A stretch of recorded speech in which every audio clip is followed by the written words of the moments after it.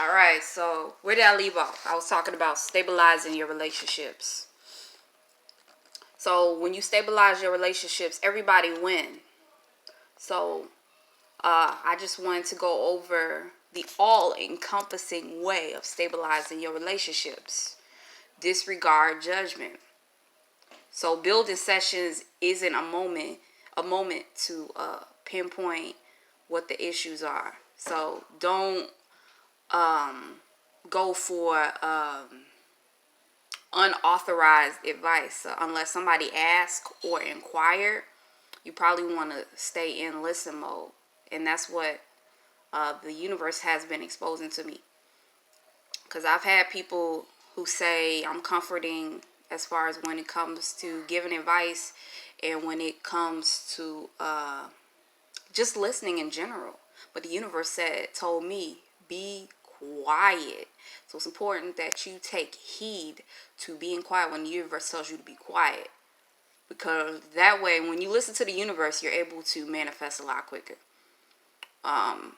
Rather than being distracted in the universe having to pinpoint and stress out a certain circumstance or situation. So it's always just best for to just take heed and just, listen. Do your best to listen to the ancestors, listen to the universe on things. Okay. So have no expectation.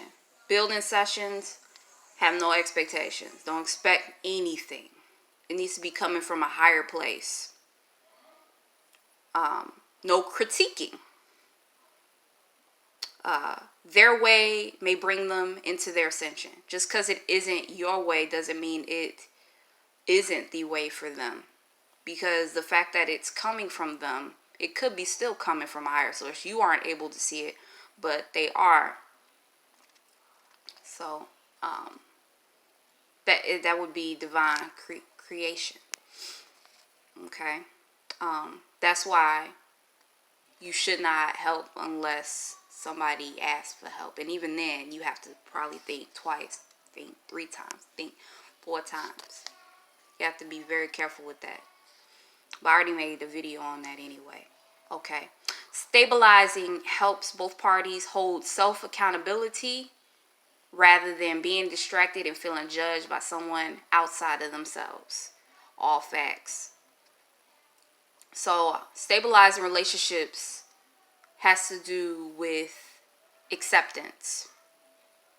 It has to do with what's something that we can agree to together without debate, without argument.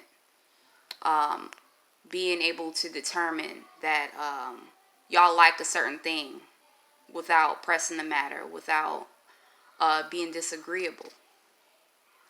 Position of black women is powerful. Yes, the position of black women is very powerful. The reason I say that is because we need to rebuild and reestablish our nation. We are an essential part of nation building. Our wombs need to be utilized for bring forth new consciousness. Women, no matter if they can bear children or not bear children, are useful for their intellectual properties, could be emotional, spiritual. There's always something that we can potentially bring to the table. So reawakening into Kingdom of Black Supremacy, the woman can be utilized. So go ahead and get rid of white supremacy and reawaken to Kingdom of Black Supremacy. Black supremacy needs you. Okay? All right? Okay? So never in lack. White supremacy has used the black woman well.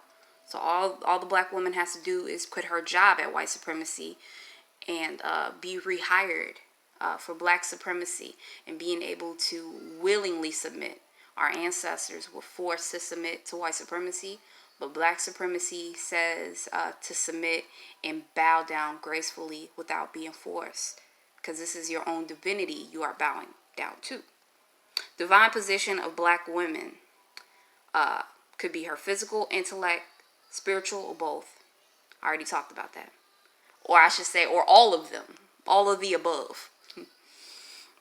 Why KNBS art is how it is. That's why KNBS has women all over it, because we have a divine position as far as putting the black man back on his throne, and reestablishing power, and standing alongside of him in order to build the kingdom, the queendom, the nation.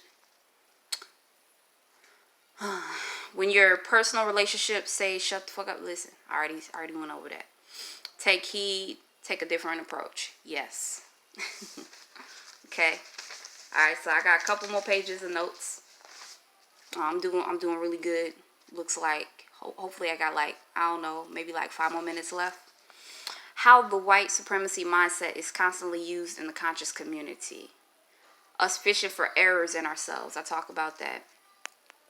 Just how, let me see, good example of that.